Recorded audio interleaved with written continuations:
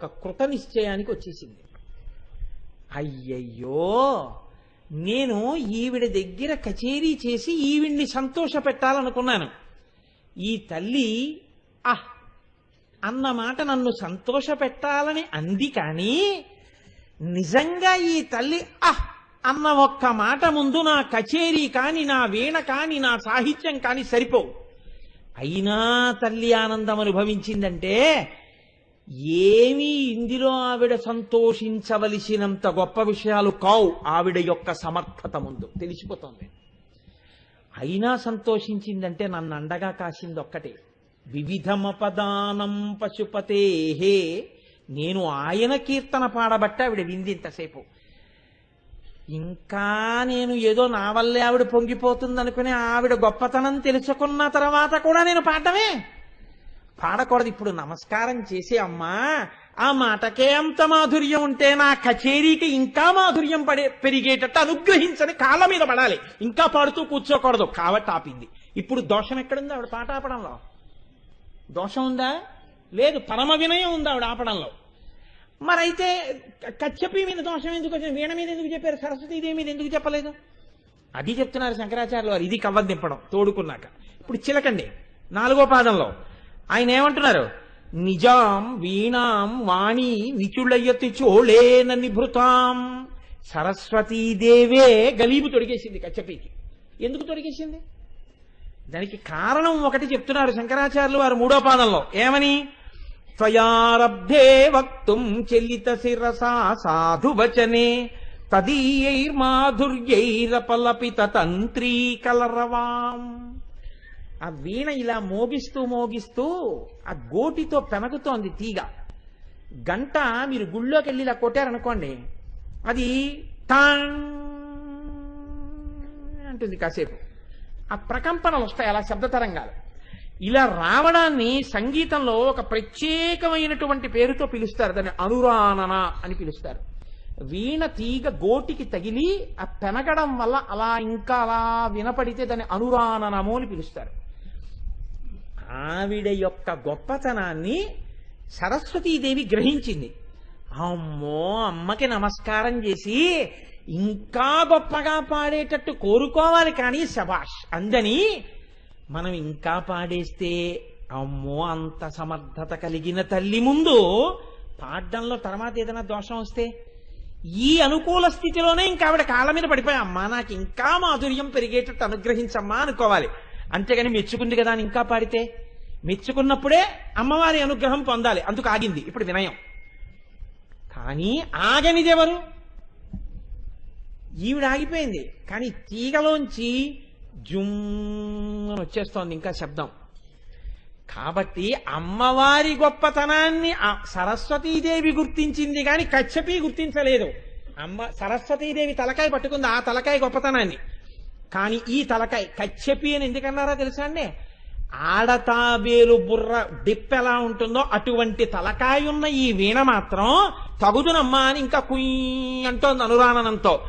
అందుకని కచ్చపిని ఇలా ఆపేసిందిట. ఆపేసి, నీ మొహం ఎట్లా ఇంకా తల బయటెడుతున్నావే మోగుతానని గలీబు తొడిగేసింది. పో లోపలికి, ఇంకా తలకాయ బయట తిరుగుతావు, సిగ్గులేదు? ఆ మాధుర్యము ఇంకా పడతావా నువ్వు అని తొడిగేసిందిట. అందుకని నిజాం వీణాం వాణి నిచుళ్ళయతి చోళేన నిభృతాం. ఇప్పుడు సరస్వతీదేవి యందు వినయం ఉంది, కచ్చపి యందు ఆ గొప్పతనాన్ని తెలుసుకోకుండా ఇంకా కుయ్యి అంటోంది అనురానంతో. కాబట్టి ఇప్పుడు వసిన్యాది దేవతలు నామం చెప్పేటప్పుడు నిజ సల్లాపమాధుర్య వినిర్భత్సిత కచ్చపి. అహంకారం సరస్వతీదేవిలో లేదయ్యా. ఆ మాధుర్యాన్ని తెలుసుకుని ఆవిడ ఆపేసింది. ఆపకుండా ఇంకా కుయ్యి అంటున్నది వీణ. వీణ అహంకారాన్ని కూడా ఈవిడే తొలగించింది. ఎలా? సరస్వతీదేవితో గలీపు తొలగించేసి. కాబట్టి ఇప్పుడు చెప్పండి, నామం చాలా కరెక్ట్గా ఉన్నట్టా కదా అమ్మా? అందులో ఏమైనా అనుమానం ఉందా? ఇప్పుడేం లేదు. అంటే ఇప్పుడేం తేలింది పైకి? నెయ్యి దొరికింది. ఎలా దొరికింది అంటే, మీరు చాలా జాగ్రత్తగా ఆ నామాన్ని ఒడిసి పట్టుకుని లోపలికి తిరిగితే అందులో ఉన్నటువంటి నెయ్యి సారభూతమైనటువంటి అంశం మీరు పట్టుకోగలుగుతారు. ఇప్పుడు కచ్చపీకి గలీబ్ ఎందుకు తొడిగేయాల్సి వచ్చింది? ఇప్పుడు ఇది మీరు చెప్పగలరు కదండి, నేను చెప్పాను కదా, కచ్చపీకి ఎందుకు తొడిగేశారు గలీబు అంటే, సరస్వతీదేవి తల మీద ఎవరైనా ఇన్సాల్వెంట్ అంటారు, డబ్బులు ఎవరికి కట్టలేకపోయాడు అనుకోండి, అప్పులు వచ్చి, అయితే వాడు ఏం చేస్తాడు, వాడు నెత్తి మీద బట్ట వేసుకున్నాడు రా అంటారు. అంటే ఇక వాడేమి ఇస్తాడు రా, వాడు నెత్తిన కొట్టేసి తిరుగుతున్నాడు అంటారు. అంటే ఏంటి, ముఖాన్ని ఎవరికి చూపించలేకపోతే నెత్తి మీద బట్ట వేసేసుకుంటారు. వేసేసుకుంటే వాడు చాలా సిగ్గుచేటైన పని చేశాడు అని గుర్తు అనమాట, నెత్తి మీద బట్ట వేసుకుని తిరుగుతున్నాడు అంటే. ఇప్పుడు నెత్తి మీద బట్ట ఎవరికి పడింది, సరస్వతీదేవికి పడిందా కచ్చపీకి పడిందా? కచ్చపీకి పడింది. సరస్వతీదేవికి పడలేదు. ఎందుకు పడలేదు? ఆవిడ మర్యాదతో ప్రవర్తించింది, ఆవిడ యొక్క గొప్పతనాన్ని తెలుసుకుంది. ఇక్కడ మీరు నన్ను ఒక మాట అడగచ్చు, ఏమండి నిజమే, కానీ ఆవిడ సరస్వతీదేవి కదండి, బొత్తిగా అలా అనేయచ్చా అని. సరస్వతీదేవి అంటే ఏమిటో తెలుసా అండి? కేవల విద్య కాదు, కేవల సంగీతము కాదు, కేవల సాహిత్యము కాదు, వినయముతో కూడిన ఏదైనా. ఇది లేకుండా సంగీతం వచ్చినా, ఇది లేకుండా సాహిత్యం వచ్చినా, ఇది లేకుండా ప్రవచనం చేసినా, ఇది లేకుండా కవనం అబ్బినా అది వాణ్ణి పాడు చేయడానికి పనికొస్తుంది తప్ప అది వాణ్ణి ఉద్ధరించడానికి పనికిరాదు. ముందేది ఉండాలి, వినయం ఉండాలి. అసలు విద్య యొక్క ప్రధాన ప్రయోజనమేమి? వినయం ఇచ్చుటే. విద్యా దదాతి వినయం. ఆ విద్యా రాణి, విద్యలకు నిలయం సరస్వతీదేవి. ఆవిడే అటువంటి వినయాన్ని చూపించకపోతే ఆవిడ్ని నమ్మిన వాళ్ళకి వినయంతో కూడిన విద్య ఉంటుందని నువ్వు ఎలా నమ్ముతావు? ఎందుకు సరస్వతీ ప్రార్థన చేస్తావు రేపు పొద్దున్న? కాబట్టి ఇప్పుడు వినయము యొక్క గొప్పతనం ఏమిటో ఈ నామంలో ఆవిష్కరింపబడాలి. ఈ వినయం లేనిదెవరికి? కచ్చపీకి, ఇంకా కుయ్యంది. కాబట్టి ఎవరి నెత్తి మీద బట్టబడింది? అందుకే కచ్చపి అన్నారు, వీణ అనలేదు. కచ్చపి అంటే తలకాయ, ఆ తాబేటి డిప్ప. ఎటువైపుకి డిప్ ఉందో అటువైపుకి గలీబు తొడిగేశారంటే తలకాయ బయట పెట్టలేకపోయింది. ఎవరి తలకాయ బయట పెట్టుకునే ఉంది? ఎవరు సంతోషంతోనే ఉంది? ఏ తలకాయకి అమ్మవారి అనుగ్రహం కలిగింది? సరస్వతీదేవికి. అంటే ఎక్కడ వినయం ఉందో అక్కడ రాణించింది, ఎక్కడ వినయం లేదో అక్కడ ఇబ్బందులు వచ్చాయి. కాబట్టి ఎంత గొప్పవాణ్ణి నేనని నువ్వనుకోవడానికి కావలసినన్ని కారణాలు నీకు కనపడుతున్నా, ఈ కారణాలన్నింటికి కారణమైన కారణం ఒకటి ఉన్నదని నువ్వు జ్ఞాపకం ఉంచుకోవడం మరిచిపోకు. ఎవరో నీకు కనపడి అయ్యా చాలా బాగా చెప్పారండి అన్నారు, ఇక అక్కడి నుంచి నేనే చెప్పాను అనకూడదు. నువ్వు పైకి నవ్వాలి, లోపల ఏమనాలంటే నేనా చెప్పిన వాడిని ఆ తల్లి పరాశక్తి చెప్పించింది అనాలి. రేపు సంధ్యావందనం చేసుకుంటూ ఏమనాలంటే, అమ్మా ఆ నామాన్ని ధ్యానం చేయించి అందులో ఉన్న అమృతాన్ని అనుభవింపచేసి 10 మందికి కూడా అందించలేను అని 6:30 వరకు బెంగ పెట్టుకుని సభలోకి వెళ్ళి కూర్చుంటే స్పష్టమైన పలుకులిచ్చి ఉపన్యాసం అయిపోయిన తర్వాత మాకు బాగా అర్థమైందండి అని 10 మంది అంటుంటే, మంచి కొడుకుని కన్నావమ్మా అని తల్లినంటే తల్లి ఎంత పొంగిపోతుందో అలా అందరూ అర్థమైందన్న తర్వాత నేను పొంగిపోయానమ్మా, నాకు అర్థమయ్యేట్టు చేశావా, ఇంకోళ్ళకి అర్థమయ్యేట్టు చెప్పించావా, తల్లి నీ అనుగ్రహం లేకపోతే నాకు అర్థం అవుతుందా, నేను చెప్పగలనా? అమ్మా ఇదంతా నీ వైభవం అమ్మా, అమ్మా నీ అనుగ్రహం నా ఎందు ఇలాగే ఉంచమ్మా అని నేను రేపు ఒక ఎర్రటి పువ్వు పెట్టి నమస్కారం చేశాననుకోండి, ఇప్పుడు నా యందు పాత్రత నిలబడుతుంది. వినయం ప్రధానం. వాడు సరస్వతీదేవి అనుగ్రహాన్ని పొంది ఉన్నాడని గుర్తేమి? వాడు నిరహంకారి అయిన ప్రజ్ఞావంతుడై ఉంటాడు. వాడి యందు ఎంత విభూతైనా ఉండొచ్చు, కానీ వాడు ఎంతో మర్యాదతో, ఎంతో వినయంతో, ఎంతో మర్యాదతో జీవితాన్ని గడుపుతుంటాడు. ఇది ఎక్కడుందో అక్కడే నిజంగా సరస్వతీదేవి అనుగ్రహం పొందినవాడని గుర్తు. లోపల ఎంత విభూతైనా ఉండొచ్చు, వినయం లేదు, అది ఏమంటారో తెలుసా అండి? దాన్ని ప్రారబ్ధ పుణ్య అనుభవము. వాడి కిందటి ఈ జన్మలో శ్రీశైల మల్లికార్జున లింగానికి అదే పనిగా పుట్టతేనెతో అభిషేకం చేశాడు, ఈశ్వరుడు గంధర్వగానం ఇచ్చాడు, ఇప్పుడు దాన్ని వెలబెట్టి అమ్ముకుంటాడు, కీర్తనలు పాడుకుంటాడు. దానివల్ల వాడు రామదాసు గారా త్యాగరాజు గారా? పుస్తకాల షాపులో పుస్తకాలు అమ్మిన వాళ్ళందరూ పుస్తకాలు చదువుకున్న వాళ్ళు కారుగా? త్యాగరాజ కీర్తనలు పాడిన వాళ్ళందరూ త్యాగరాజులా? రామదాసు కీర్తనలు పాడిన వాళ్ళందరూ రామదాసులా? ఒక్కనాటికి కాదు. రామదాసు గారి కీర్తన పాడేటప్పుడు నువ్వు అనుభవించగలిగితే రామదాసు గారివి. ఒక కీర్తన పాడుతూ నీ కళ్ళమ్మట నీళ్లు కరితే నువ్వు రామదాసు గారివి, లేకపోతే నువ్వు ఎప్పటికీ ఆ కీర్తన పాడిన వాడివి.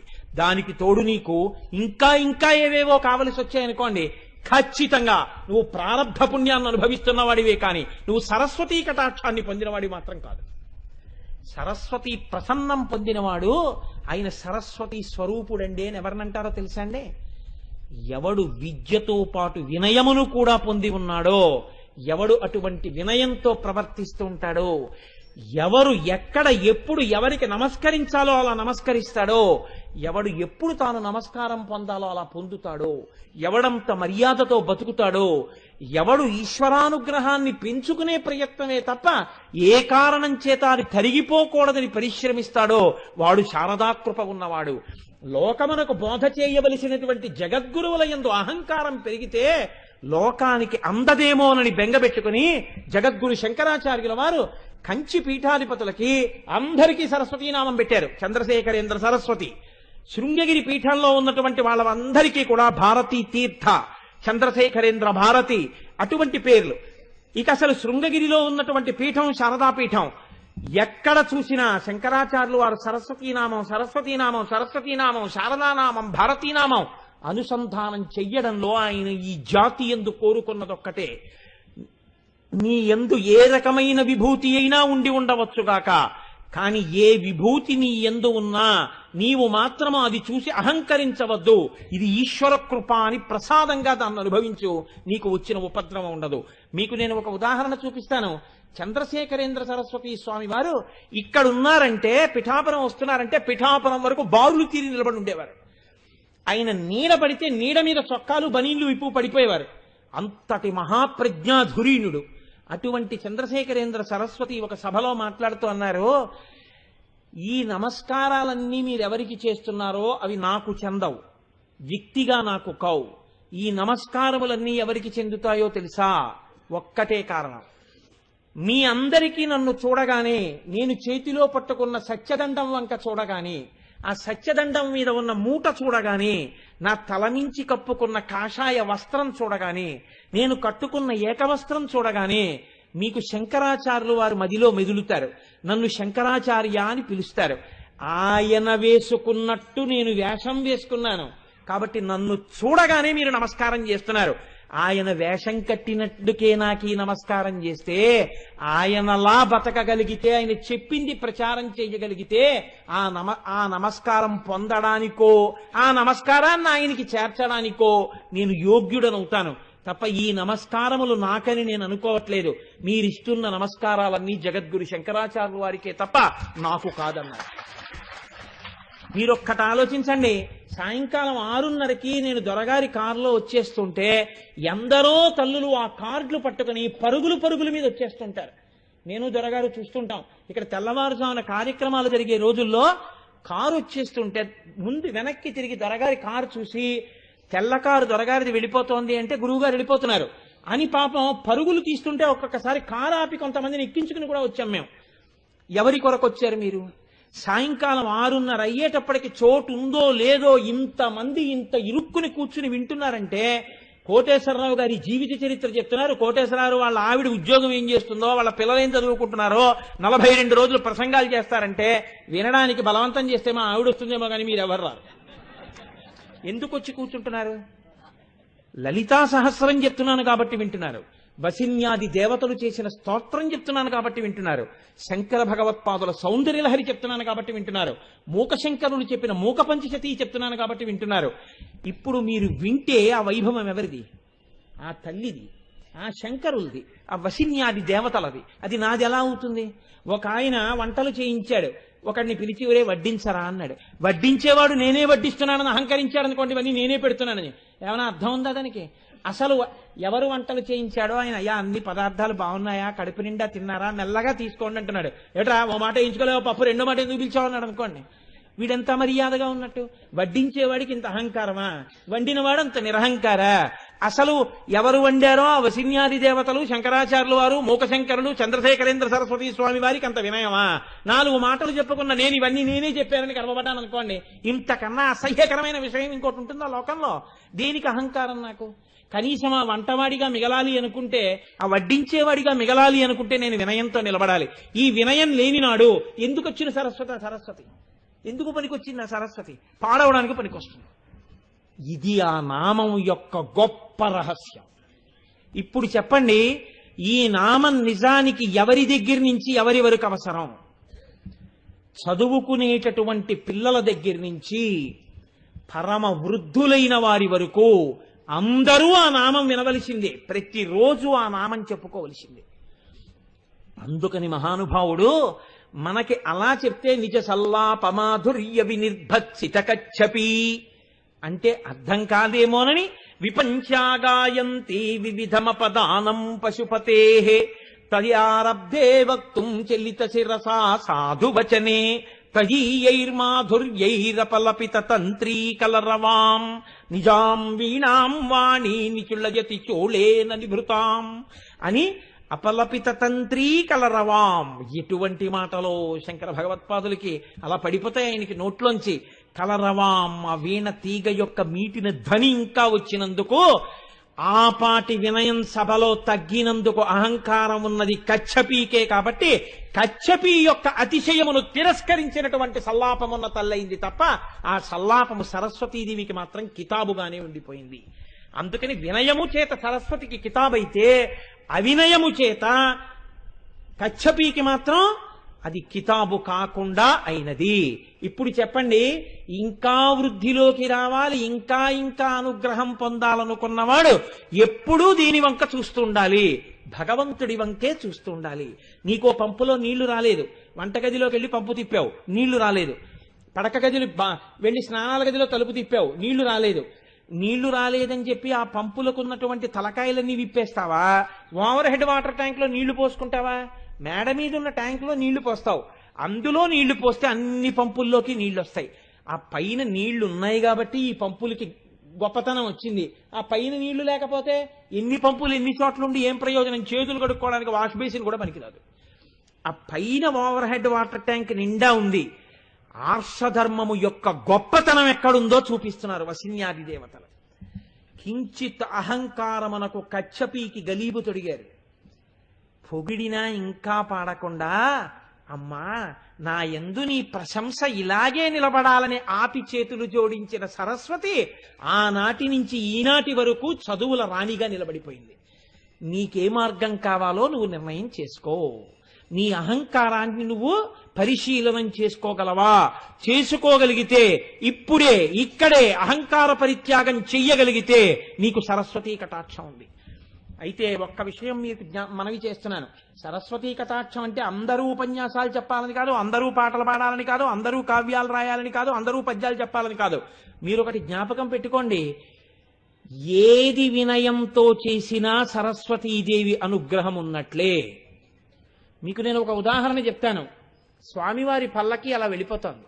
ఒక ఆయన గబగబా తన లాల్చీ విప్పేసి, బనీని విప్పేసి, ఉత్తరీయం తీసి నడువుకి కట్టేసుకుని ఆ పల్లకీని మోస్తూ వెళ్ళిపోతూ పొంగిపోతున్నాడు. ఆయనకి సరస్వతీ కటాక్షం ఉన్నది. ఇంకొక ఆయనకి పల్లకీ పట్టుకోవాలి, అంతవరకు ఎందుకండి, ప్రసాదం తీసుకోవాలి, కాలికున్న చెప్పు విప్పడు. మీరు చూడండి, నేను అన్నానని కాదు, చెప్పులు ఇలా వదిలేసేసి చేత్తో పట్టుకుని నోట్లో వేసుకుని మీరు చెప్పులు వేసుకోవచ్చు. వీడు చెప్పులే వేసుకుని ప్రసాదం పుచ్చుకుని ఇలా కళ్ళకద్దుకుని నోట్లో వేసుకుంటాడు. నాకు అందుకే ఆఫీసుల్లో ప్రసాదాలు పంచడం అన్న సిద్ధాంతాన్ని నేను అంగీకరించలేను. మా ఆఫీసులో నేను మా ముత్యాల సత్యనారాయణతో తలచు అంటుంటాను, చెప్పులతో పుచ్చుకుంటుంటారు. నువ్వు ఎంత మర్యాదగా ఎంత భక్తితోనో పట్టుకొస్తారు. పట్టుకొచ్చే వాళ్ళని నేను దోషం పట్టట్లేదు, పాపం వాళ్ళందరికీ అందాలని పట్టుకొస్తారు. వీడు పుచ్చుకునేటప్పుడు పోని ఆ ధూర్తత్వం కనపడేటట్టు పుచ్చుకోడు. ఎంత గమ్మత్తుగా ఉంటాయో తెలుసా అండి? ఇలా ఇలా కళ్ళకద్దుకుని వేసుకుంటాడు. అది కళ్ళకద్దుకుని వేసుకోవలసిందని నువ్వు అనుకుంటే నువ్వు విప్పవలసింది చెప్పులు. ఎక్కడిప్పావు? చెప్పులు విప్పి ప్రసాదం నీకు వేసుకోవడం చేత కాదా? నీకు సరస్వతి అనుగ్రహం కావాలా? ఎక్కడి నుంచి వస్తుంది?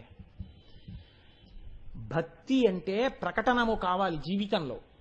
ఆచరణాత్మకమైనటువంటి జీవన విధానమునకే భక్తి వినయమని పేరు. ఆచరణ లేకుండా నాకు కడుపు నిండా భక్తి ఉందండి, పచ్చి అబద్ధం. అందుకే శాస్త్రం అంది శుష్క వేదాంతము మాట్లాడవద్దు అని చెప్పింది. నీవు విభూతి ధారణం చెయ్యవు, నువ్వు బొట్టు పెట్టుకో, నీవు కడుపు నిండా భక్తి ఉందండి, ఇక్కడ ఈశ్వరుణ్ణి పూజ చేస్తాను, ఇంకెందుకండి మాకు బొట్టు, ఇంకెందుకండి మాకు విభూతి.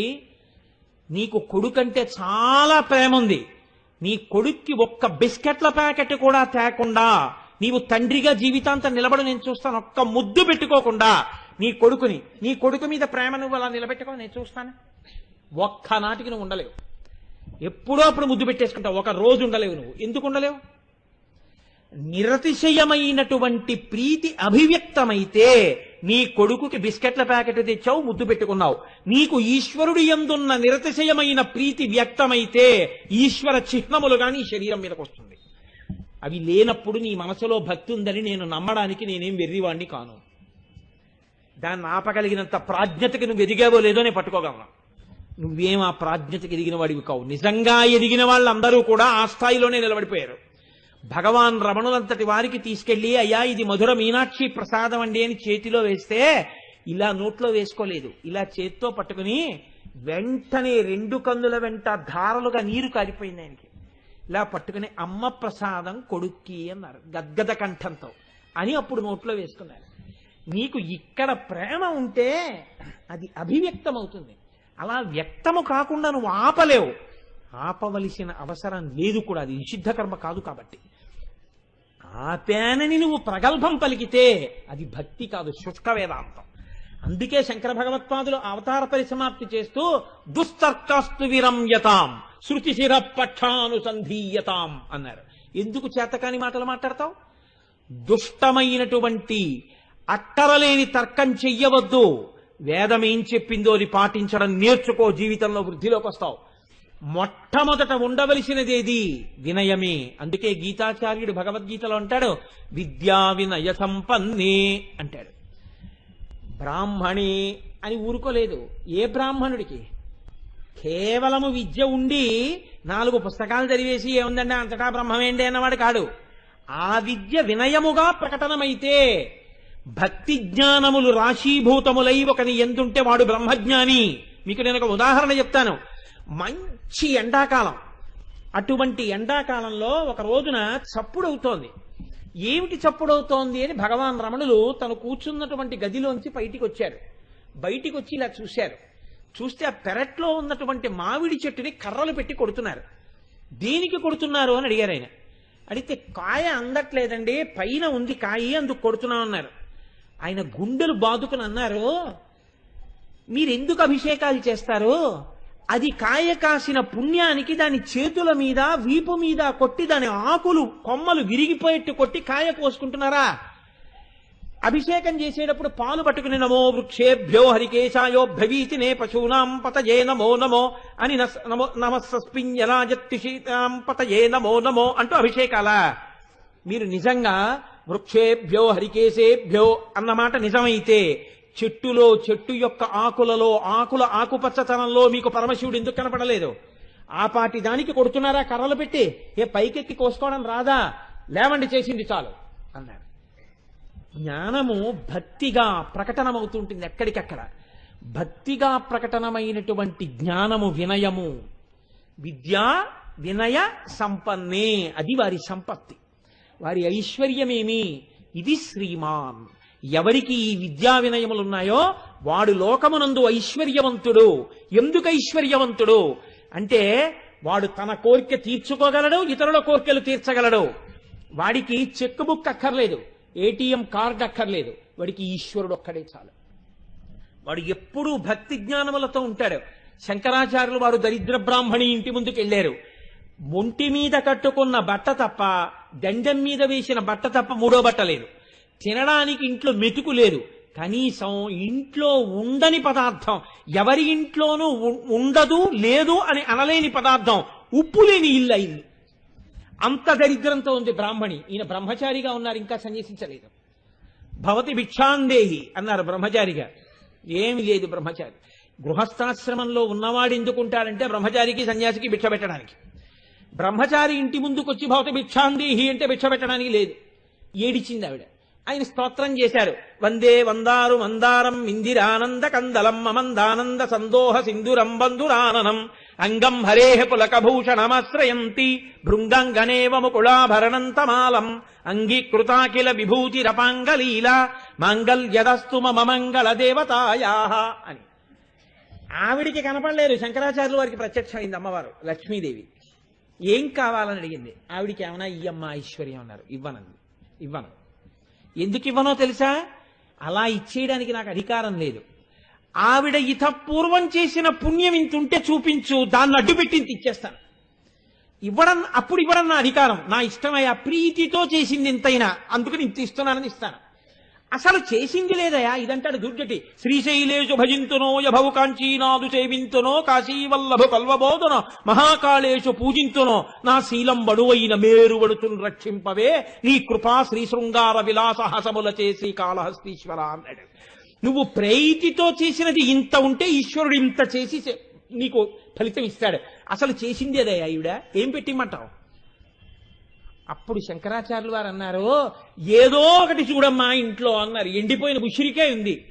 తెచ్చి శంకరాచార్యులు వారి చేతిలో వేసింది. పట్టుకున్న చేతి యొక్క పాత్రత ఆ చేతికి తగిలిందంతే ఉసిరికాయ. బంగారు ఉసిరికలు కురిపించేసింది లక్ష్మీదేవి. యథార్థంగా జరిగింది. శంకరాచార్యుల వారి వాంగ్మయంలో, వారి జీవితంలో మొట్టమొదటి స్తోత్రం కనకధార. అంతే, ఇక వెనక్కి తిరిగి చూడలేదు శంకరాచార్యుల వారు. ఆ తర్వాత ఇంకా ఆయన ఆర్షధర్మంలో జాతి యావత్తుకి కనకధార కురిపించారంతే తన సాహిత్యంతో. అటువంటి మహానుభావుడు కనుక చూడండి, వినయము అంత ముఖ్యమైనటువంటిది. ఆ వినయము లేకపోతే ఉపయోగం లేదు. రామచంద్రమూర్తి యొక్క గొప్పతనం అంతా ఎక్కడుంది అని ఒకసారి పెద్ద సభ చేశారు పండితులందరూ. పెద్ద సభ చేసి అసలు రాముడంత గొప్పవాడవడానికి కారణం ఏమిటి తీశారు. దానికి 4 కారణాలు చెప్పారు. సత్యేన లోకాంజయితి, దీనేన్ దానేన రాఘవ, గురూన్ శుశ్రూషయ, ధనుషాయుధి శాస్త్రవాన్. రాముడు రావణ సంహారం చేసినందుకు గొప్పవాడవలేదు. సత్యేన లోకాంజయితి, సత్యముతో లోకాన్ని జయించాడు. సత్యమునకు ఆలవాలము ధర్మము, ధర్మమునకు ఆలవాలము వినయము. కాబట్టి వినయం ప్రాతిపదికైంది. సత్యేన లోకాంజయితి, దీనేన్ దానేన రాఘవ, దీనులకు దానం చేసేంత గొప్పవాడయ్యాడు. దీనులైన వారికి దానం చేసేటప్పుడు నేను ఇస్తున్నాను, వాడు పుచ్చుకుంటున్నాడని అహంకరించి ఇచ్చినటువంటి వాడికి ఆ ఫలితం ఉండదు. ఈశ్వరుడు పుచ్చుకుంటున్నాడు, నా చేత ఇప్పించి నన్ను అనుగ్రహిస్తున్నాడని పుచ్చుకుంటున్న వాడికన్నా ఇలా ఇలా ఇలా ఇలా వంగిపోయి ఎవడు ఇస్తున్నాడో శ్రియాదేయం హ్రియాదేయం అంటారు. అందుకే స్నాతకం చేసేటప్పుడు ఎవడు అత్యంత వినయంతో ఇస్తున్నాడో వాడు అత్యధిక ఫలితాన్ని పొందుతున్నాడు. కాబట్టి ఇప్పుడు ఆయన దీనేన్ దానేన రాఘవ, వినయంతో ఇచ్చి అంతవాడయ్యాడు. గురువున్ శుశ్రూషయ, గురువులకి శుశ్రూష చేశాడు. ఎంత వినయం ఉంటే శుశ్రూష చేస్తాడు? అందులో ఉత్తప్పుడు కాదండి, విశ్వామిత్రుడు అగ్ని పరీక్షలు పెట్టేశాడు. అక్కడ మారీచుణ్ణి మానవాస్త్రం పెట్టి కొట్టాడు, తాటకా సంహారం చేశాడు, విశ్వామిత్రుడి యొక్క యాగాన్ని రక్షణ చేశాడు. దేవతలు ఇంద్రుడు కూడా స్తోత్రం చేశాడు రాముణ్ణి. అటువంటి సమయంలో అందరూ వెళ్ళి అబ్బా అబ్బా అబ్బా ఏమి రక్షణ చేశావయ్యా, ఏమి రాక్షస సంహారం చేశావయ్యా, ఏమి రావుడివయ్యా, చిన్న పిల్లాడివయ్యా, ఎంత పరాక్రమమయ్యా అని పొగిడేశారు. వినయమును విరగ్గొట్టేది లోకంలో ఏదో తెలుసా అండి? కేవలము పొగట్టయే. ఇన్ని పొగిడేశారు. ఎవరు రాలేదు పొగడ్డానికి? ఒక్క గురువు గారు రాలేదు. విశ్వామిత్రుడు అలాగే కూర్చున్నాడు. రాముడు ఏమనాలి? అసలు యాగం రక్షించమని మా నాన్న దగ్గరికి వచ్చింది ఈయన, నడిపించి తీసుకొచ్చాడు, ఏదో ఇచ్చాడు అనుకో అస్త్రాలు అంటారండి. అప్పుడు ఏదో ఇచ్చాడు అనుకో అంటారు. కానీ ఎంత కష్టపడి నేను ఈ రాక్షస సంహారం చేసి యాగరక్షణ చేశాను, వచ్చి పిల్లాడా చాలా బాగా రక్షించావో అన్నాడా? అలాగే కూర్చున్నాడంతే అనాలి. అలా అనలేదుట. వీళ్ళందరూ పొగుడుతుంటే సుచీంద్రంలో ధర్మరాజు గారిలా విన్నట్ట. ఈ చెవిలోంచి విని ఈ చెవిలోంచి వదిలేసేట. వదిలేసి విశ్వామిత్రుడి దగ్గరికి వెడితే విశ్వామిత్రుడు చూస్తున్నాడు, ఏమంటాడో చూద్దామని. 2 చేతులు కట్టుకుని ఆయన పాదాల వంక చూసి అన్నాడు, ఇమౌస్మ మునిషార్దూల కింకరౌ సమపుస్థితౌ ఆజ్ఞాపయ ఇదేచ్ఛం వై శాసనం కరవామకిం అన్నాడు. ఓ మునిషార్దూలా, ఓ పెద్ద పులి వంటి వాడా మునులలో ఎవరొచ్చారు? కింకరౌ సమపుస్థితౌ.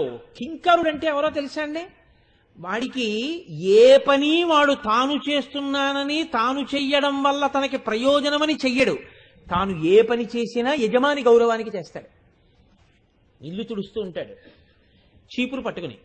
తుడుస్తుంటే ఎందుకు తుడుస్తాడు బాగాను? ఇది అయ్యగారు ఉన్న గది, అయ్యగారి కోసం చాలా మంది వస్తుంటారు, ఇల్లు గది శుభ్రంగా లేకపోతే అయ్యగారి కోసం వచ్చిన వాళ్ళు అదేమిటి ఇల్లు ఇలా ఉందనుకుంటారని జాగ్రత్తగా తుడుస్తుంటాడు. ఇప్పుడు తను జాగ్రత్తగా తుడుస్తుండగా కాలింగ్ బెల్ మోగింది, తలుపు తీశాడు. ఎవరో పెద్దవాళ్ళు వచ్చారు అయ్యగారి కోసం. ఇప్పుడు ఈ తుడుస్తున్న చీపురు ఇలాగే పట్టుకుని, ఎవరు కావాలి మీకు? అయ్యగారు కావాలా? అయ్యగారు వస్తారు, అలా కూర్చోండి, వాళ్ళ కాళ్ళ కింద నుంచి తుడవడం. ఇప్పుడు ఈ చీపురు ఇలా వెనక్కి పెట్టుకుని వెనక్కి అడుగులేసుకుంటూ వెళ్ళిపోయి, అమ్మగారండి అమ్మగారండి అయ్యగారి కోసం ఎవరో వచ్చారండి, కూర్చున్నారు, కాసేపు ఆగి తుడుస్తానండి అని ఆ చీపురు మూల పెట్టేసి ఓ కాగితం తీసుకొచ్చి అప్పటిదాకా తుడిచిన దుమ్ము తీసేసి వెళ్ళిపోతాడు. అప్పుడు చేసినా అయ్యగారి కోసమే, ఇప్పుడు ఎందుకు తుడవడం? ఇది కింకరుడు అంటారు. కింకరుడు అంటే ఏమిటో తెలుసా అండి? ఇప్పుడు చేస్తున్న పని కన్నా పని ఆపేస్తే అయ్యగారి కీర్తి బాగా ఉంటుందనుకుంటే ఆ పని ఆపేసైనా సరే అయ్యగారి యొక్క గౌరవాన్ని నిలబెడతాడు. అలా ఎవడుంటాడో వాడి కింకరుడు అని పేరు. నేను చేసినా నీకోసం, నేను ఆపినా నీకోసం స్వామి, నేను నీ కింకరుణ్ణి. కింకరవు సముపస్థితవు, నీ ఇల్లు ఉడిచిన వాడి కన్నా తక్కువ వాడిని. కాబట్టి ఆజ్ఞాపయేచ్ఛం వై. కింకరుణ్ణి పిలిచి చెప్పేటప్పుడు మర్యాదతో ఏం చెప్పరు. ఇందాకనేమో ఎవరో వచ్చారు, పొద్దున్న పని చేసుకుంటుంది మా పరిపిల్ల ఇల్లు ఉడుస్తుంది, అందులో 7 గంటలకు రావద్దని చెప్పలేరా? 7 గంటలకు వాళ్ళు వస్తారు, నేను ఆపేయాలి, వాళ్ళు వెళ్ళిపోతారు, మళ్ళీ నేను ఉడవాలి ఏంటి అందావిడే. ఈయన చెప్పను కూడా చెప్పడు. ఇంట్లోకి వచ్చిన వాళ్ళు మాట్లాడి వెళ్ళిపోతారు. వాళ్ళు మాట్లాడుతూ కాళ్ళు ఇలా ఇలా అన్నారు, మళ్ళీ తుడిచిన చోటే దుమ్ము పడింది, వాళ్ళు లేచి వెళ్ళిపోయారు. మళ్ళీ ఈవిడ మొదటి నుంచి మళ్ళీ తుడిచేసుకుంటారు. అయ్యగారి కోసం పెద్ద పెద్ద వాళ్ళు వచ్చారు, మాట్లాడారు, వెళ్ళారు. మా అయ్యగారు అంత గొప్పవారు కాబట్టి గది మళ్ళీ తుడవాలి, తుడిచేసిందంతే తప్ప అలా నేను మళ్ళీ తుడవాలా, మళ్ళీ ఇక్కడ ఇంకోసారి తుడిచేవే ఏమిటంటే ఎన్ని మాటలు తుడుస్తాం, ఓ మాటే తుడుస్తాం అంటుందా? అందో. ఆజ్ఞాపయేచ్ఛం వై, నీ ఇష్టం వచ్చినట్టు ఆజ్ఞాపించు. అదేంటి చెప్పిందే చెప్పడం ఏంటి, చేసిందే చేయమండం ఏంటి అంటాను అనుకుంటున్నావేమో స్వామి, అలా అనను. ఆజ్ఞాపయేచ్ఛం వై. చెప్పేటప్పుడు ఎలా చెప్తారో తెలుసా? నాకు ఏదో ఈ యజ్ఞం చేశాను కదా, దశరథ మహారాజు గారి కొడుకు కదా, రామచంద్రమూర్తి కదా అని మీరు మర్యాద ఇచ్చి మన్ననిచ్చి హే రామ ఇలారా అనద్దు, నన్ను ఉరే ఇలారా అనండి. అలా నన్ను అంటేనే నా కడుపు నిండుతుంది. శాసనం కరవామకి, నన్ను ఎప్పుడు మీరు ఎలా అనాలో తెలుసా? ఉరే అచ్చయ్ అనాలి. గురువుగారి శిష్యుణ్ణి అయ్యా మీరేమనుకోకండి ఇది చేసి పెట్టండి అనకూడదు. గురువుగారు ఎలా చెప్పాలంటే ఉరే అచ్చయ్ అనాలంతే. గురువుగారు చేయమన్నారంతే, చేసేయాలి శిష్యుడు అంతే, అంతకన్నా ఇంకేం ఉండదు. అంతే. గురువుగారు గౌరవించడం ఏంటి నా బుర్ర? గురువుగారు గౌరవించారు ఎక్కడను. గురువుగారు ఒరే అంటమే శిష్యుడికి ఆశీర్వచనం. లోకంలో తండ్రి కొడుకుని ఏమండి అన్నాడు అనుకోండి, చాలా అమర్యాదగా ఉంటుంది అది. తండ్రి కొడుకుని ఒరే ఇలారా అన్నాడు అనుకోండి, కొడుకు చాలా పెద్ద ఆఫీసర్, తండ్రి అంతకన్నా తక్కువ ఆఫీసర్ నిజానికి. అదే కోరుకుంటాడు కూడా తండ్రి లోకంలో. పుత్రాదిచ్ఛేత్పరాజయం, పుత్రుడి చేతిలో ఓడిపోవాలని కోరుకుంటాడు. ఇప్పుడు అంత వాడైపోయాడు. లోకంలో ఉన్న వాళ్ళందరూ కొడుకు కోసం ఎవరో వస్తున్నారు, పెద్ద పెద్ద వాళ్ళందరూ వస్తే ఇప్పుడు ఆయనకి సంతోషం ఏమిటో తెలుసా అండి? ఇప్పుడు ఆయన వచ్చిన వాళ్ళని ఈయన పెద్దవారే, అందుకని ఓ షేక్ హ్యాండ్ ఇచ్చి ఏమిటి ఇలా వచ్చారంటే ఒకసారి మీ అబ్బాయిని కలుద్దామని వచ్చాను సార్ అన్నారు. కూర్చోండి అని కూర్చోబెట్టేసి ఉరే నీ కోసం ఇదిగో వీళ్ళందరూ వచ్చారు ఒకసారి రా అన్నాడు. ఒరే అన్నప్పుడు కొడుకుని పిలవడంలో ఇంత పెద్ద పెద్ద వాళ్ళని నా కొడుకు కలుస్తున్నాడు, ఇప్పుడు కూడా ఒరే అంటే బాగుండదని ఏమండి ఏమండి అని పిలిచాడు అనుకోండి, వచ్చిన వాళ్ళు తెల్లపోతారు. అదేంటి ఈయన ఏమండి ఏమండి అంటున్నాడు ఏంటని. కొడుకు ఎంత వాడైనా తండ్రి ఒరే అంటేనే కొడుకు ఆశీర్వచనం. అందుకని నన్ను అలా దూరం చేయకండి ఆ పిలుపుకి. శాసనం కరవామకి, ఇది రామచంద్రమూర్తి యొక్క వినయం. 100 యోజనముల సముద్రాన్ని దాటినటువంటి హనుమని సీతమ్మ తల్లి చూసింది. ఏమయ్యా నువ్వు కాబట్టి వచ్చావు ఇంత దూరం, నీ యొక్క వానరుల్లో ఎంతమంది రాగలరు ఈ సముద్రం దాటింది. ఆయన అన్నాడు మహానుభావుడు, అమ్మా మద్దిశిష్టాశ్చ తుల్యాశ్చ సంతితత్ర వనౌకసః మత్త ప్రత్యవరః కశ్చిన్నస్తి సుగ్రీవ సన్నిధౌ. అమ్మ అంతఃపురంలో ఉండేటటువంటి మహారాణి దగ్గరికి పంపించేటప్పుడు ప్రభు తన దగ్గర ఉన్న వాళ్ళందరిలోకి అత్యంత పనికి మాలిన వాడు అధమాధముడు ఎవడున్నాడో వాడిని పంపిస్తారు. కాబట్టి సుగ్రీవుడి దగ్గర నాకన్నా అధికులున్నారు, నాతో సమానులున్నారు, నాకన్నా పనికి మాలిన వాడు ఇంకోళ్ళేడమ్మా అన్నారు. సీతమ్మకి తెలియదా హనుమ ఎంత గొప్పవారో? అంతటి మహానుభావుడు. ఆయనే రావణాసురుడి ముందు నిలబడితే ఆయన రాయబారం చేస్తే హడిలిపోయాడు అంతటి రావణాసురుడు కూడా. ఏమనుకుంటున్నావురా? తురగశ్చందన మత్తవారణ భటస్థో మంబుతో కూడా నీపురి భస్మంబుగా కాల్చి సైనిక సుహృత్పుత్రాన్ని జశ్రేణి నెత్తురు క్రక్కన్ పడగ్రుద్ది చంపి మరి మృత్యుక్రూరతన్ పట్టి నీ శిరముల్ త్రుంపగ నేనే చాలు జయశ్రీ లబ్ధి వర్ధిల్లగన్నన్ రాయబారం చెప్పిన మహానుభావుడు ఆయనంటే. అంతటి ధైర్యం ఉన్నవారు, అంతటి ధైర్యం ఉన్నవాడు, అంత పరాక్రమం ఉన్నవాడు, అన్ని లక్షల మంది వానరుల్ని రాక్షసుల్ని మట్టు పెట్టినవాడు. సీతమ్మ తల్లి దగ్గరికి వెళ్ళి చెప్పవలసి వస్తే నాకన్న పనికి మాలినవాడు లేడమ్మా అన్నారు. వినయం అంటే వినయమే. అందుకే శంకరాచార్యులు వారు షట్పదీ స్తోత్రం అని ఒక షట్పదీ స్తోత్రం చేశారు. గురువు ఎప్పుడు మాట్లాడినా వినయం గురించే మాట్లాడతాడు. అందుకే మీరు చూడండి, శిష్యుడు అంటే వినయము, గురువు వినయమును నేర్పువాడు. అసలు ముందు ఆ వినయం నేర్పడం అనేటటువంటిది రాలేదనుకోండి, ఎప్పటికీ రాదు. అందుకే శిష్యుడికి మారుపేరు ఏమిటో తెలుసా అండి సంప్రదాయంలో? వినేయుడు. వినేయుడు అని పిలుస్తారు. వినేయుడు అంటే గురువు గారు కనపడేటప్పటికి పరమ మర్యాదతో ఉండేవాడు, గురువు గారి గౌరవాన్ని నిలబెట్టేవాడు, గురువు గారు చెప్పినటువంటి మాటని ఆజ్ఞగా తలదాల్చేవాడు వినేయుడు. గురువు గారికి శాస్త్రంలో మారుపేరు ఏమిటో తెలుసా అండి? వినేత. శిష్యుల యొక్క వినయమును స్వీకరించువాడు, ఆ వినయమును వృద్ధి చేయువాడు. ఈ వినయం నేర్పకపోతే ఆయన గురువు కాడు, గురువు దగ్గర వినయం లేకపోతే వాడు శిష్యుడు కాడు. శాస్త్రమునందిద్దరికీ పేర్లు వినేయుడు, వినేత. అందుకే మీరు చూడండి సంప్రదాయంలో శిష్య అన్న మాటలోంచే సిక్కు అన్న మాట వచ్చింది. అందుకే సిక్కులు ఎవరిని పూజ చేస్తారంటే మొట్టమొదట వాళ్ళకి పూజనీయమైంది వాళ్ళ గురువే. అందుకే గురు తేజ్ బహదూర్ అని, గురు గోవింద సింగ్ అని వాళ్ళు గురువులకి పూజ ఎక్కువ. ఆర్షధర్మమునందు గురుర్ బ్రహ్మ, గురుర్ విష్ణు, గురుర్దేవో మహేశ్వర, గురు సాక్షాత్ పరబ్రహ్మ తస్మై శ్రీ గురవే నమః. ఆ గురువు నోరు విప్పాడనుకోండి, మాట్లాడాడనుకోండి, అవతల వాడిలో ఉన్న అజ్ఞానాన్ని తొలగించి ఎప్పుడు భగవంతుడితో ప్రేమగా ఉండేటటువంటి సంబంధాన్ని ముడులు వేసేస్తుంటాడు. అలా ఉంటుంది గురువు మాట్లాడితే. మీకు నేను ఒక ఉదాహరణ చూపిస్తాను. శృంగేరి పీఠాధిపతి చంద్రశేఖరేంద్ర భారతీ స్వామి వారు ఉండేవారు. ఒకసారి ఆయన్ని చూడ్డానికి వచ్చిన వాళ్ళు బోలెడంత మంది కూర్చుని ఉన్నారు. ఆయన చాలా ప్రేమాస్పదులు. ఒక్కొక్కరిని మీ పేరేమిటి, మీ పేరేమిటి అని అడుగుతున్నారు. ఒక్కొక్కరు లేచి ఏదో నా పేరు జానకి రామశర్మ అండి అని ఒక ఆయన చెప్పాడు. ఒక ఆయన లేచి నా పేరు సుబ్బరామశాస్త్రి అండి అన్నాడు. ఏదో ఒక్కొక్కరు ఒక్కొక్క పేరు చెప్తున్నారు. ఒక ఆయన్ని అడిగారు మీ పేరు ఏమిటండి అని. ఆయన కొంచెం సిగ్గుపడ్డాడు. ఏమయ్యా నీ పేరు చెప్పడానికి సిగ్గుపడుతున్నావే, ఏమిటి నీ పేరు అని అడిగారు. ఇంకొంచెం సిగ్గుపడ్డాడు. ఏం భయం లేదయా, ఎందుకంత బెంగ పెట్టుకుంటున్నావు, నీ పేరు చెప్పడానికి చెప్పు అన్నారు. అతను నీళ్లు నవ్వులుతూ నా పేరు భుజంగం అండి అన్నాడు. భుజంగం అంటే పెద్ద పాము. అలా చెప్పుకోవడానికి అతను సిగ్గుపడ్డాడు, అంత సౌమ్యమైన పేర్ల ముందు. వెంటనే చంద్రశేఖరేంద్ర భారతీ స్వామి వారు అన్నారు, నా దృష్టిలో నీ తల్లిదండ్రులు దూరాలోచన చేసి పెట్టినంత గొప్పగా వీళ్ళెవరి పేరు తల్లిదండ్రులు పెట్టలేదన్నారు. ఇప్పుడు అతను తెల్లబోయాడు. స్వామి నా పేరుకంత గొప్పతనం ఉందా అన్నాడు. ఉంది, లేకపోవడమే. ఒక యజమాని ఇంటికి దొంగలెడితే దేనికోసం వెడతారు? యజమాని కోసం వెళ్ళరు, యజమాని దాచిన నగల కోసం వెడతారు. ముందు యజమానిని లేపకుండా చక్కబెడదామని బిరువాలు తీస్తారు, కనపడలేదు. ఇప్పుడు యజమాన్ని పట్టుకుంటారు. యజమాని వెంటనే చెప్పకుండా కేకలేయడానికి ప్రయత్నిస్తాడు. అప్పుడు 4 కొడతారు. చెప్పి ఎక్కడ పెట్టామంటారు. ఇంట్లో లేవు, బ్యాంకులో పెట్టానంటాడు. కాదు మాకు తెలుసు, నిన్న నువ్వు బ్యాగ్లో తెస్తుంటే చూసాం, ఎక్కడున్నాయి చెప్పని కొడతారు. ఆఖరణ ఇంకా ప్రాణం పోతుంది అనుకుంటే చెప్తాడు. కాబట్టి లోకంలో ప్రాణం పోతుందంటే తప్ప చెప్పనిదేది తన యొక్క సంపద ఏది? బంగారం. బంగారం ఏది? ఆభరణములుగా ఉంటుంది. ఒంటికి పెట్టుకునే ఆభరణాలుగానే బంగారం అంతా తెచ్చి ఇంట్లో పెట్టుకుంటారు. నీవు పరమశివుడికి ఆభరణానివయ్యా, భుజంగానివి. పరమశివుడికి ఆభరణం నాగులు. ఆయన వేళ్లకి పావులు, చేతులకి పావులు, కంఠానికి పావులు, ఒంటి నిండా పావులు. పరమశివుడికి, శ్రీ మహావిష్ణువుకి పడుకోవడానికి పావు శేషుడు. ఇద్దరికీ పాము సంబంధమే. కాబట్టి వాళ్ళ మొదటి ప్రీతి అంటూ ప్రాణం తర్వాత దేని మీదైనా ఉంటే వాళ్ళ పాము మీదే ఉంటుంది. కాబట్టి ఆ పాము పేరు నీకు పెడితే నేను భగవంతుడి వస్తువుని అని నువ్వు అంత ప్రీతిగా ఉండడం, ప్రేమతో ఉండడం నేర్చుకుంటావని నీకు భుజంగమని పేరెట్టారు. నువ్వెందుకయ్యా సిగ్గుపడ్డావా పేరు చెప్పడానికి అన్నారు. అతను ఏడుస్తూ ఆ స్వామివారి కాళ్ళ మీద పడ్డాడు. స్వామి నా పేరులో ఇంత గొప్పతనం ఉందా? ఇన్నాళ్ళు సిగ్గుపడ్డాను, ఇంత ప్రీతితో బతుకుతాను, ఈశ్వరుడి ప్రేమ గెలుచుకోవడానికి బతుకుతాను ఇక నుంచి అన్నాడు.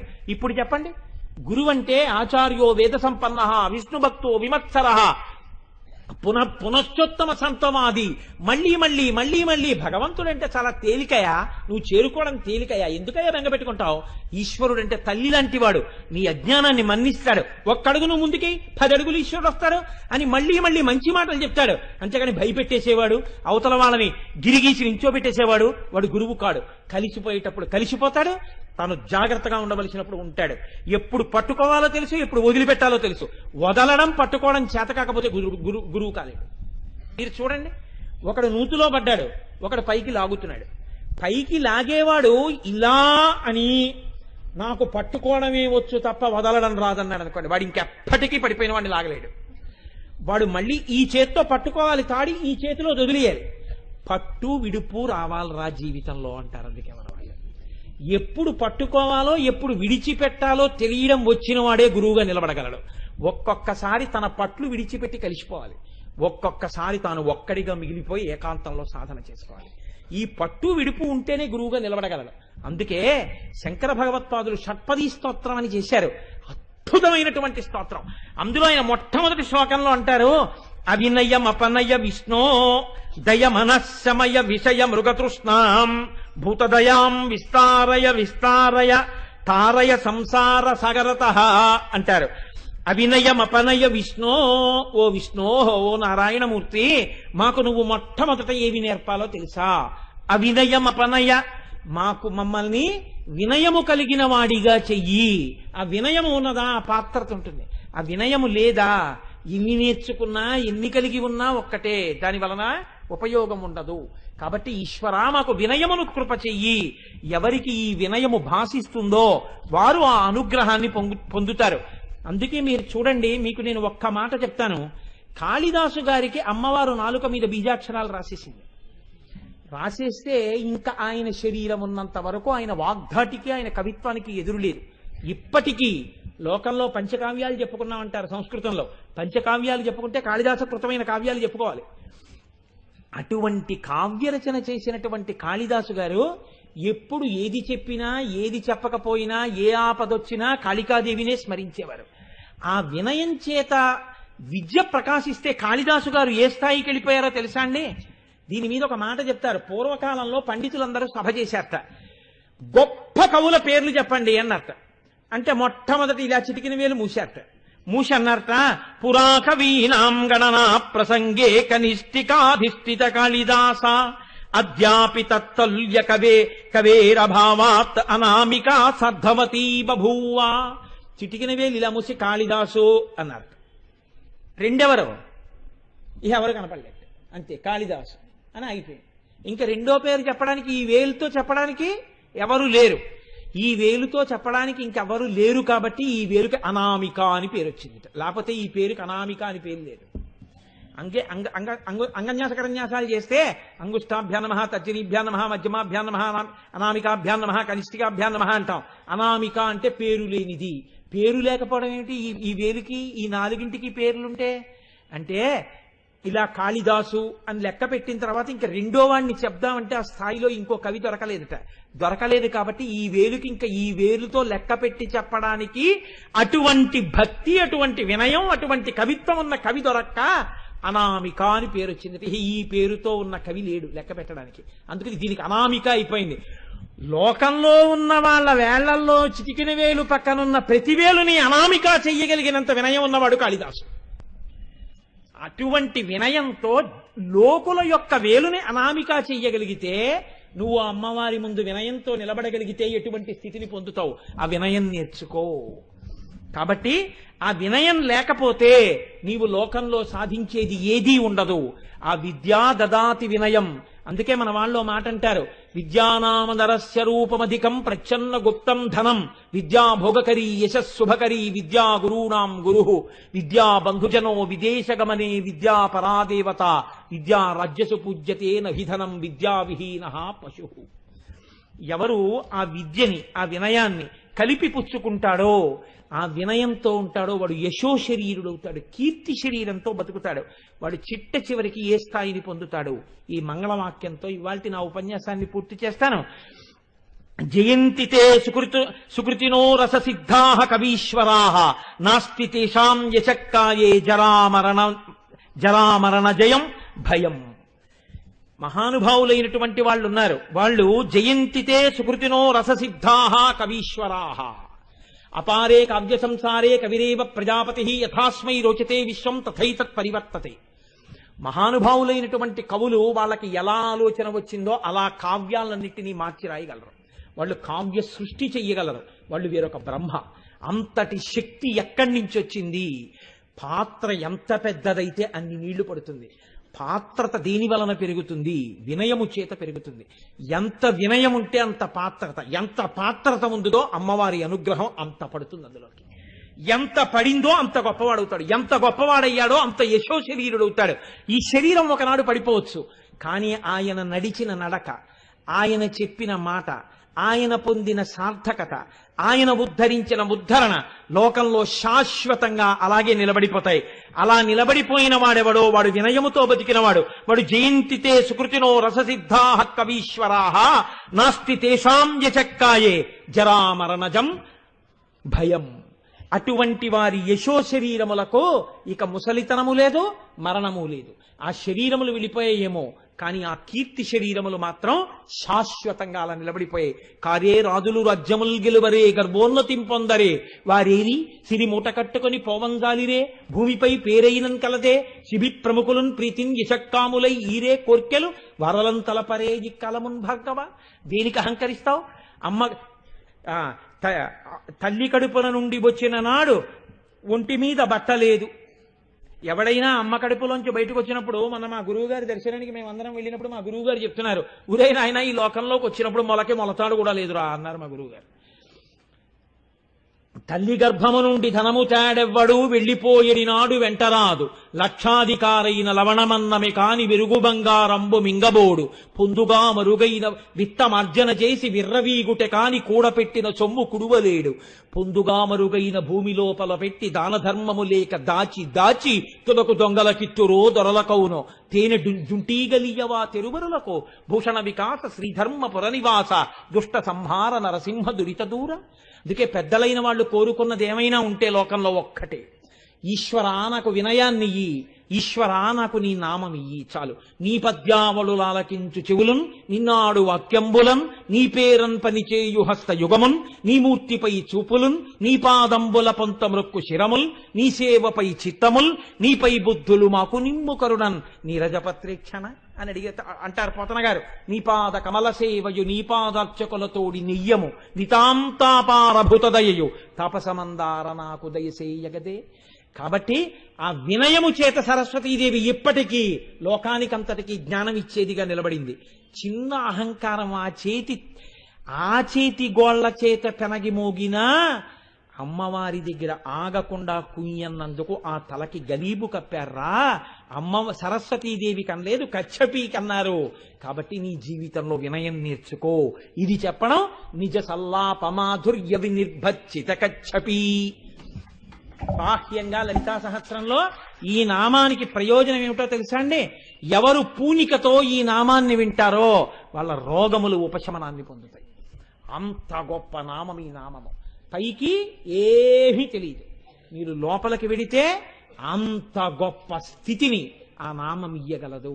కాబట్టి రేపటి రోజున నా తల్లి నా నాలుక యందు నర్తించి వేరొక నామములకు వ్యాఖ్యానము చేయించుగాక. నిజ సల్లాపమాధుర్య వినిర్భచ్చిత కచ్చపి. ఈ నామం గురించి నిన్న మనం కొంత పరిశీలన చేసి ఉన్నాం. ఆ తల్లి యొక్క అనుగ్రహాన్ని పొందేటటువంటి ప్రయత్నం చేశాం. అమ్మవారిని నామములు పెట్టి పిలవడం అంటే అది కేవలం అన్ని పేర్లు పెట్టి పిలిస్తే పలుకుతుంది అని కాదు. ఆ నామములలో ఉండేటటువంటి అంతరార్థమును గ్రహించి ఆ నామము చేత ఏ విషయము ప్రతిపాదింపబడిందో ఆ ప్రతిపాదింపబడినటువంటి విషయాన్ని మీరు బాగా పట్టుకోవడం వల్ల మనస్సు పునీతమై నడువడి యందు మార్పు వచ్చి అమ్మవారి పాదముల యందు భక్తి పెరుగుతుంది. అది దాని యొక్క పరమ ప్రయోజనం. అలా భక్తి ఏర్పడడానికి ఈ నామము యొక్క అర్థమునందు రమించగలిగినటువంటి స్థితిని మనం పొందవలసి ఉంటుంది. దానికి ఏది పునాది అంటే ఆ నామాన్ని జాగ్రత్తగా అర్థం చేసుకోవడం అనేటటువంటిది చాలా ముఖ్యమైన విషయంగా ఉంటుంది. మీరు ఒక్క విషయాన్ని గమనించండి. రెండు సార్లు మాత్రం కాంతి గురించి మాట్లాడిన మాట యథార్థమే. ఆ చతుర్బాహువులు కనపడడానికి ముందర కాంతి కనపడింది, చతుర్బాహువులు ఆయుధములు కనపడిన తరువాత కాంతి కనపడింది. తదనంతరము ఒక్కసారి అమ్మవారి యొక్క కబరీబంధం ప్రారంభమైపోయిన తర్వాత ఎక్కడా కూడా అవయవములను అంగప్రత్యంగములను గురించి చెప్తూ వచ్చారు తప్ప ఎక్కడా ఇంకా ఏ ఇతరమైనటువంటి విషయాన్ని ఇప్పటి వరకు వసిన్యాది దేవతలు ప్రస్తావన చేయలేదు. ఎందుకని అంటే చంపకాశోక పున్నాగ సౌగంధి కలసత్కచ కురువిందమణి శ్రేణీ కనత్కోటీర మండిత, అలాగే ఏదో పద్మరాగశిలాదర్శ పరిభావి కపోలభూ నవ విద్రుమ బింబ శ్రీన్యక్కారి రతనచ్చద శుద్ధ విద్యాంకురాకార ద్విజ పంక్తి ద్వయోజ్వల కర్పూర వీటికామోద సమాకర్ష దిగంతర నిజ సల్లాప మాధుర్య వినిర్భచ్చిత కచ్చపి, ఇలా చెప్పుకుంటూ వచ్చారు. ఇప్పటి వరకు అందులో అమ్మవారి నోటి గురించి చెప్పిన తరువాత ఆవిడ మాట్లాడినటువంటి ఒక్క చిన్న మాట గురించి చెప్పారంతే, లేదా సల్లాపము గురించి మాట్లాడారు. ఇవాళ యథార్థములకేమిటి అంటే ఇప్పటి వరకు వస్తున్నటువంటి నామాలతో పాటుగా ఆ నోటికి సంబంధించిన వైభవమే ఇంకా కొనసాగుతోంది. ఎందుకని ఇది ఎక్కడ మొదలైంది? అమ్మవారి పెదవుల దగ్గర మొదలైంది. ఆ తర్వాత అమ్మవారు వేసుకున్నటువంటి కర్పూర తాంబూలం యొక్క ప్రస్తావన వచ్చింది. తర్వాత ఆమె యొక్క దంతపంక్తి గురించి వచ్చింది. తర్వాత ఆమె చేసినటువంటి సల్లాపం వచ్చింది. ఇవన్నీ నోటితో చేసేవి. తదనంతరము ఇప్పుడు కూడా యథార్థములకు ఇవాళ కూడా నోటికి సంబంధించిన నామమే నడుస్తోంది. అది ఆ నోటికి సంబంధించి ఇంత గొప్ప ప్రస్తావన చేయడం వెనకాతల కారణం ఒక్కటే. అమ్మవారికి సంబంధించినటువంటి మంత్రంలో అమ్మవారి ముఖము ఒక కూటమి అయి ఉంటుంది. వద అంటే వదనము, వద అంటే మాట్లాడుట. నోరు ముఖమునందు ప్రధాన స్థానమును ఆక్రమించి ఉంటుంది. అందుకని నోటికి సంబంధించి ఇన్ని నామాలు రావడం వెనకాతల కారణం అదే. అందుకే చూడండి, ఇవాళ అంటున్నారు అమ్మవారి గురించి మందస్మిత ప్రభాపూర మధ్య కామేశమానస అని పిలిచారు. ఇది కూడా 16 అక్షరాల నామం. ఇందులో తల్లిని అంటారు మందస్మిత ప్రభాపూర మధ్య కామేశమానస. అమ్మవారు మందస్మితం చేస్తోంది. ఈ మందస్మితమునకు ఒక కాంతి ఉంది. ఆ మందస్మితము యొక్క కాంతి ప్రవాహమునందు మహాకామేశ్వరుడు లేదా ఆయన యొక్క మనస్సు మునిగి ఉన్నది, లేదా మునుగుచూ ఉన్నది. మధ్య కామేశమానస, మునిగిపోయి ఉన్నవాడు కాడు, మునుగుతూ ఉన్నది. మునుగుతూ ఉన్నది అన్నప్పుడు తేలుతూ ఉన్నది. అది కూడా ఉంది కదండి. మునుగుతూ ఉందంటే మునిగిపోలేదు, మునుగుతూ ఉన్నది అంటే తేలుతూ ఉన్నది. మునిగిపోవడం ఉంటుందా? అలా అని చెప్పలేదు వసిన్యాని దేవతలు. మునుగుతూ తేలుతూ ఉంటాడు ఆయన. అంటే ఇప్పుడు ఎందుకు చెప్పినట్టు ఈ మాట అంటే మీరు కొంచెం జాగ్రత్తగా చూడండి. దీని యొక్క అర్థం 3 కోణాల్లో వెడుతుంది ఈ నామానికి. ఆవిడ మందస్మిత ప్రభాపూర అని మీరు అనేటప్పటికీ ఆవిడ మందస్మితం చేస్తోంది. మనిషికి మీరు కొంచెం జాగ్రత్తగా గుర్తుపట్టగలిగితే అన్నిటికన్నా ఆభరణం ఏది అంటే ముఖం మీద ఉండేటటువంటి చిరునవ్వే. మనిషికి అప్రతిష్ట తెచ్చేది కూడా ఏది అంటే ఆ నవ్వే. అర్థం పర్థం లేకుండా అదే పనిగా నవ్వుతున్నారనుకోండి, లేదా అవతల వారికి కలిగినటువంటి ఆపదయందు కూడా మీరు నవ్వారనుకోండి, అది ఒక్కొక్కసారి చాలా దూరం వెళ్ళిపోతుంది. మహాభారతంలో కురుక్షేత్ర సంగ్రామం వరకు వెళ్ళిపోవడానికి ఆది బీజం పడింది ఆ నవ్వుల దగ్గరే కదండి. నవ్విందా నవ్వలేదా వేరు విషయం, కానీ నవ్వు అక్కడ కారణమై కూర్చుంది. నవ్వు మనిషికి ఎంత అవసరమో అక్కర్లేని నవ్వు ఆ తరువాత ఏడుపుకి కారణం కూడా కావచ్చు. అలాగని అంత ప్రమాదకరమైంది కదా అని నవ్వకుండా ఉండనకూడదు. ఆవిడది నవ్వు ముఖం అండి, ఆయనది నవ్వు ముఖం అండి అంటారు. నవ్వు ఎలా ఉండాలి అంటే శాస్త్రంలో దంతపంక్తి కొద్దిగా కనపడేటట్టు మాత్రమే నవ్వవలసి ఉంటుంది. అంటే అలా ప్రయత్నపూర్వకంగా ఎలా నవ్వుతామంటే అలా ఎలా కుదురుతుంది అనుకోవచ్చు, కానీ అది సహజంగా రావాలి. అలా సహజంగా వస్తే అదో అందం. అలా రాకుండా కొంచెం వికటాట్టహాసం ఉంటే తగ్గించుకునే ప్రయత్నం చేసుకోవాల్సి ఉంటుంది. మనస్సు యొక్క స్థితి ముఖము మీద ఉన్నటువంటి నవ్వు చేత వ్యక్తమవుతుంది. ఆయన నవ్వుతూ ఉన్నారండి అన్నారనుకోండి, అంటే ప్రసన్నంగా ఉన్నాడండి. అబ్బో ఆయన చిరుబుర్రులు ఆడుతున్నాడండి, మనిషి నవ్వుతూ లేడు అంటే ఆయన కోపంగా ఉన్నాడండి, అప్రసన్నంగా ఉన్నాడండి అని గుర్తు. ఈ మందస్మితం అనేటటువంటిది అవతల వారి యొక్క మనస్సు యొక్క స్థితిని ప్రతిబింబిస్తుంది. ఇప్పుడు అమ్మవారు ఎలా ఉంది? మందస్మిత ప్రభాపూర. అమ్మవారు కేవలం చిరునవ్వు నవ్వట్లేదు, ఆ చిరునవ్వులోంచి ఒక కాంతి వస్తోంది. ఈ మాట ఎందుకు వేశారో తెలుసా అండి? 2 కారణాలకు వేశారు. ఒకటి, ఎంత అమ్మవారైనా బిగుసు కూర్చుంది అనుకోండి, మీకు ఉపాసన అంత తేలిక కాదు. మీకు అందులో నేను ఒక మాట చెప్తాను చూడండి. తెల్లవారుజాము 4 గంటలకు మీరు స్నానం చేసేసి పూజామందిరంలోకి వెళ్ళి ధ్యానం చేస్తూ కూర్చునేటప్పటికీ కొంచెం అంత నిశ్శబ్ద వేళలో ఓ చిరునవ్వు నవ్వుతూ తల్లి మీకు ద్యోతకమైందనుకోండి, సంతోషంగా ఉప్పొంగుతుంది మనస్సు. అలా కాకుండా ఆవిడ మూతి ముడుచుకుని బిగదీసు కూర్చున్నట్లు కనపడింది అనుకోండి, మీకు కూడా కొంచెం ధ్యానం చేయడానికి కాస్త తొట్టుబాటు వస్తుంది. ఇప్పుడు ఈ నామం యొక్క ప్రధాన ప్రయోజనం ఏమిటంటే, మీ యొక్క ఉపాసనకి ఆ వస్తువుని అందించే ప్రయత్నం కొంత ఉంది. అమ్మవారి గురించి మీరు చదువుతున్నప్పుడు తల్లి చాలా ప్రసన్నురాలై ఉంటుంది. ఎప్పుడు ఆవిడ చక్కటి చిరునవ్వు నవ్వుతూ ఉంటుంది. మా అమ్మ, లేచావా నాన్న, స్నానం చేశావా, దా అని పిలుస్తూ ఉంటుంది. ఎంత చిరునవ్వో నా తల్లిది అనుకుని మీరు ఇక్కడ భావన చేస్తూ వెళ్ళి కూర్చున్నారనుకోండి, ధ్యానానికో పూజకో, మీకు వెంటనే ఒక ఆప్యాయత, ఒక దగ్గరితనం ఏర్పడుతుంది. మీరు స్వతంత్రంగా అమ్మవారి పూజకి ఉపక్రమించగలరు. లేకపోతే కొంచెం ఇబ్బంది వస్తుంది. మీరు చూడండి, మనకి విజయవాడ కనకదుర్గమ్మ తల్లి ఉంది. మీరు ఇలా అమ్మవారిని ఇక పూర్వం చూడని వాళ్ళు ఎవరైనా వెళ్ళి ఇలా చూశారనుకోండి, మీరు వాళ్ళ తాలూకా ప్రతిస్పందన కోసం మీరు ఇలా ఎదురు చూస్తుంటే వాళ్ళు ఏమంటారంటే, అబ్బో ఎంత నవ్వుతోందో అంటారు. మీరు చూడండి, కనకదుర్గమ్మకి ఇలా ఎర్రటి గీత ఉండి ఇలా ఇలా ఉంటుంది. ఎంత నవ్వుతూ ఉంటుందో, ఇంత గుండ్రటి బొట్టు పెట్టుకుని పసుపు రాసుకుని ఇంత నవ్వుతూ ఉంటుంది. ఆవిడ పరమ ప్రసన్నంగా ఉంటుంది. లలితాపరాభట్టారిక స్వరూపం చిరుమందహాసం చేస్తూ ఉంటుంది. అంటే పెద్ద నవ్వు కాదు, కానీ చూడగానే అబ్బా చాలా ప్రసన్నంగా ఉంది అమ్మవారు. ఆవిడికి ప్రసన్నం ఉంది అని మీరంటే అప్రసన్నం కూడా ఉంది అని గుర్తు కదండి. ఆయన ఇవాళ చాలా సంతోషంగా ఉన్నాడండి అంటే ఒక్కొక్కసారి ఏడుస్తూ కూడా ఉంటాడని గుర్తు. ఇప్పుడు అమ్మవారు ప్రసన్నంగా ఉంది అంటే ఆవిడ అప్రసన్నంగా ఉంటుంది అని లేదు అసలు. కానీ ఆవిడ ఎప్పుడూ అలా ఉంటుంది అని మీకు తెలియజేయడం కోసం మీ మనస్సు ఒక ఊహా చిత్రాన్ని గీయవలసి ఉంటుంది. ఒక ఊహా చిత్రాన్ని గీయకుండా మనస్సు ఎలా వెడుతుంది ఆ వస్తువు దగ్గరికి? వెళ్ళలేదు. అసలు ప్రధాన ప్రయోజనం ఏమిటో తెలుసా అండి? మనసుని సంస్కరించడమే. మీరు ఎప్పుడు జ్ఞాపకం పెట్టుకోండి. శరీరమునకు సంస్కరించి దీన్ని సంస్కరించడం వల్ల ప్రయోజనం ఎంతవరకు వస్తుంది అంటే, దీన్ని సంస్కరించడం మనసుని సంస్కరించడం కోసం. ఆ మనసు జారిపోకుండా శరీరాన్ని సంస్కరించుతూనే ఉండాలి. దీన్ని ఎప్పుడూ సంస్కరించకుండా మాత్రం వదిలిపెట్టకూడదు, సంస్కరించుతూనే ఉండాలి. మీరు చూడండి, డాక్టర్ గారు స్టెత్ పెట్టి చూసి కడుపులో నొప్పిగా ఉంది అన్నా, భుజంలో నొప్పిగా ఉందన్నా, కన్నుపోటుగా ఉందన్నా, లేకపోతే ఏదో నాకు కాస్త వీపు నొప్పిగా ఉందండి అన్న, కాళ్ళు ఆగుతోందన్న, ఆయన రాసే మాత్రం ఇటువైపు నుంచి వెళ్ళాలి, నోట్లోంచే వెళ్ళాలి.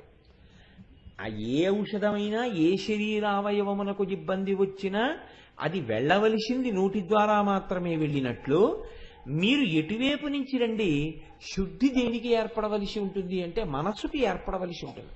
కాబట్టి మనస్సు చూడడంలో అమ్మవారి యొక్క మూర్తిని మీరు పట్టుకోవాలి. ఇప్పుడు ఆవిడ యొక్క నవ్వు మందస్మిత ప్రభాపూర మజ్జత్కామేశ మానస. ఈ నవ్వు ఇలా ఉంటుంది, ఆ చిరునవ్వు అని నేను అన్నాను అనుకోండి. ఇప్పుడు అమ్మవారు ఒక్కరే మీకు కనపడడం ప్రారంభం చేస్తారు. వసిన్యాది దేవతల యొక్క గొప్పతనం ఏమిటంటే, నవ్వును అడ్డు పెట్టి ఈశ్వరుణ్ణి కూడా మీకు దర్శనం చేయిస్తున్నారు. అడ్డు పెడుతున్నది నవ్వు, కానీ మీకు దర్శనం పరమేశ్వరుడికి కూడా అవుతోంది. ఎలా చేయించగలుగుతున్నారు అలా దర్శనం అంటే, ఆమె యొక్క మందహాసపు కాంతులలో మహాకామేశ్వరుడు మునిగి తేలుచున్నాడు, లేదా మునుగుచున్నాడు, లేదా తేలుచున్నాడు. మీరు ఎలా చెప్పినా సరే మునిగిపోయాడు అని మాత్రం అనకూడదు. ఎందుకో తెలుసా అండి? మునిగిపోయాడు అనుకోండి మళ్ళీ ఓ ఇబ్బంది వస్తుంది.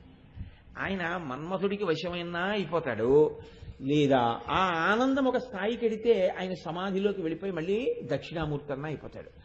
మునిగి తేలుతూ ఉన్నాడనుకోండి, ఆవిడ బహిర్ముఖుణ్ణి చేసి ఉంచుతుంది. దక్షిణామూర్తిగా తనలో తాను రమించడానికి ఉండదు. కళ్ళు విప్పి చూస్తూ, కదులుతూ, చేతులు కదుపుతూ, కాళ్ళు కదుపుతూ, మీ మొరలు వింటూ, నా మొరలు వింటూ, మనకి జ్ఞానం ఇస్తూ, మోక్షం ఇస్తూ చేస్తూ ఉంటాడు. ఇప్పుడు ఆయన కదిలేటట్టు, తేలుతూ ఉండేట్టు, మునిగిపోకుండా ఉండేట్టు, మునిగి తేలుతూ ఉండేట్టు ఎవరు చేయాలి? ఆ నవ్వు చెయ్యాలి. ఆ నవ్వెవరిది? ఆవిడిది. అంటే ఈ నవ్వు ఎప్పుడైనా ఆగచ్చా? అంటే ఎప్పుడు ఆగదా నవ్వు. ఎవరి కోసం?